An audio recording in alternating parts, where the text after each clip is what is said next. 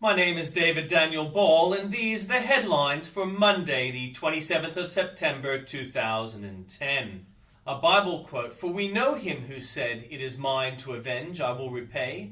And again, 'The Lord will judge his people. It is a dreadful thing to fall into the hands of the living God.'" From Hebrews 10:30-31. Clock strikes midnight on Israeli settlement slowdown. Israel's 10-month settlement construction slowdown expires as Jewish settlers are preparing to resume their building, possibly endangering newly resumed peace talks. Computer worm attacks Iran nuke site. Complex computer worm capable of seizing control of industrial plants affects the personal computers of staff working at Iran's first nuclear power station weeks before the facility is to go online. Georgia pastor vows to fight sex allegations. Addressing thousands at a Georgia megachurch, Bishop Eddie Long says he feels like David against Goliath after 4 men filed lawsuits against the famed pastor, claiming he sexually abused them. Rubio pundits miss point of a Tea Party. Florida Senate hopeful Marco Rubio says labeling candidates as Tea Party members is the only way political scorekeepers can figure out how to understand the growing popularity of the conservative movement. Carbon Committee offered a coalition. The government is hoping coalition MPs will have a change of mind and join a new committee that aims to pave the way for a price on carbon emissions. Netanyahu urges Abbas to continue talks. Israeli PM Benjamin Netanyahu has called on Palestinian President Mahmoud Abbas to continue peace talks minutes after the settlement freeze expired. Dollar dazzles as it breaks through US 96 cents. The surging dollar broke through the 96 US cent barrier this morning to reach a 2-year high.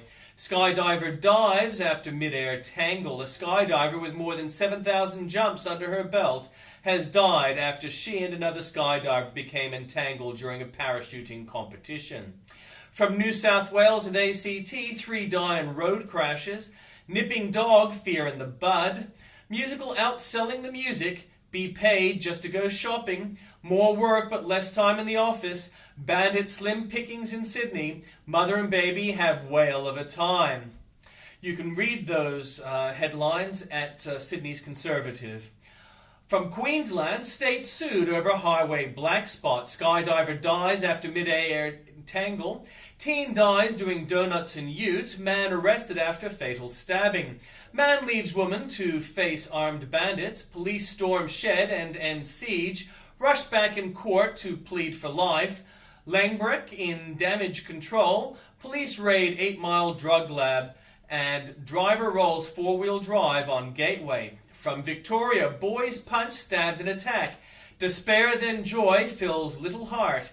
Cash to flow for final. Pie tragic to miss grand final. Girl trio represent Victoria. Rookie's whim pays off. Mental toughness the key. Leak scandal cops should be thanked. Software failure causes chaos. Generation Y takes lead on working less. Nothing new from the Northern Territory. From South Australia, police feel betrayed by cuts. Driver bashed in carjacking. Pair found inside burnt factory. Vintage thrills in Bay to Burwood. Our pet shop care factor. Grand final repeat, a cash bonus. We are working less at the office. Good chance of legalizing euthanasia. Top local bands in pub showcase. And bands of strength, a trendy expense. From Western Australia, 5 rescued after boat sinks. Wondrous art fined for rangers. Double fatal on Southwest Highway, and premature baby in heart surgery mercy flight. Nothing new from Tasmania. Tim Blair writes, "Yay! Forget the great moral challenge of climate change. Kevney and Therese have just bought a resource-chomping new house." Equality time. Clive Hamilton, professor of public ethics at Charles Sturt University and failed Greens political candidate, recently spoke at an event called Happiness and Well-Being at Work.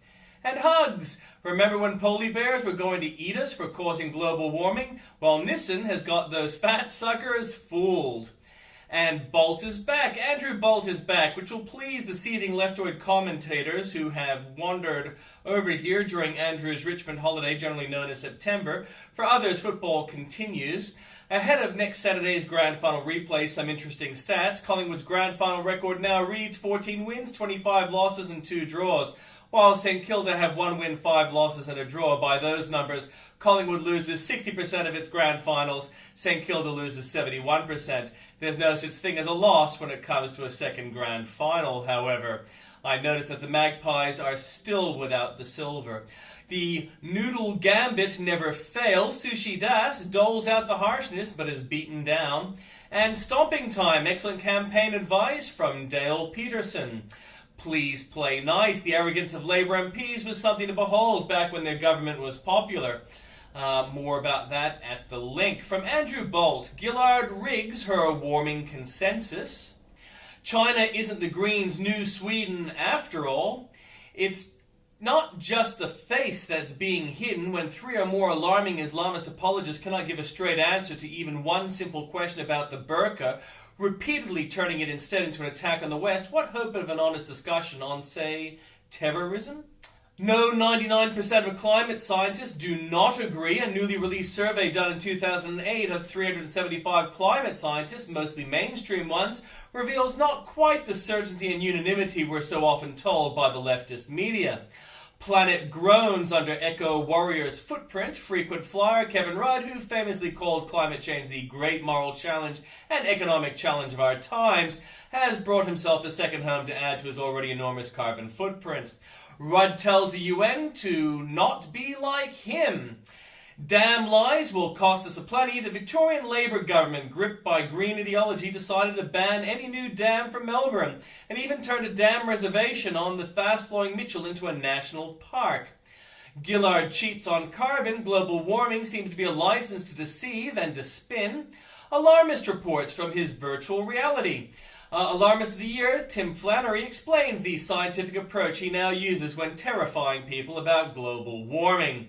Less preaching from Pure Heart Oakshott may well suit him. Independent Rob Oakshott demonstrates his new paradigm of group hugs politic.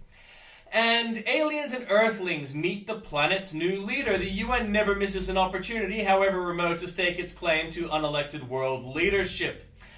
What? Not Kevin Rudd? He will be upset. I wouldn't like that Andrew Bolt either. Back from my holidays, I found a number of articles about myself in left-wing media outlets, which, if true, would have me despising this person they call Andrew Bolt. What a vile, hate-preaching, racist, cowardly, heartless person he must be, if those descriptions of what he says and believes are true. They're not, and you can read more about that at the link. Get away with you. One sentence here seems superfluous. Media can reveal that high-profile blogger Grog Gamut is actually Greg Jericho, a public servant who spends his days working on the film section of the former Department of Environment, Heritage, Water and the Arts.